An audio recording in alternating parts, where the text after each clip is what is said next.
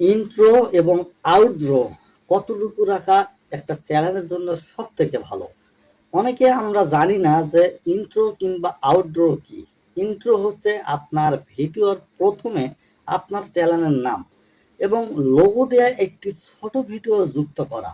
আর outro হচ্ছে আপনার ভিডিওর শেষে সাবস্ক্রাইব, লাইক, কমেন্টের জন্য কোনো একটি ভিডিওর অংশ যুক্ত করা।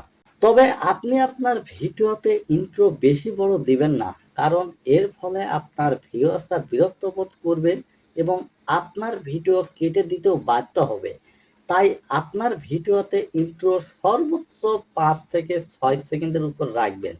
মানে সর্বোচ্চ 5 থেকে 6 সেকেন্ড, এটাই বেশ একটা পপুলার। আর ইউটিউব ভিডিওর ইন্ট্রো বানার জন্য ইউটিউবে গিয়ে সার্চ দিলে আপনি অনেক র্যাঙ্ক ইন্ট্রো পাবেন।